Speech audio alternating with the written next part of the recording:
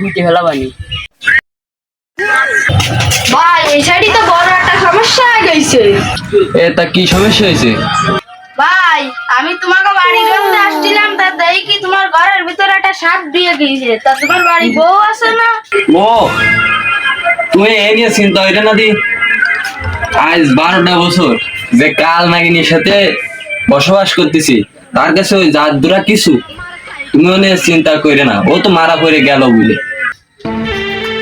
এমনি সাপটারে মাইরে থুয়ে গেলাম, পরে ভুটে ফেলাবানি। আরে ভাই তুমি বসো, আমার ফোনে 5 মিনিটের ভিতর ফোন আসলো বুঝলে।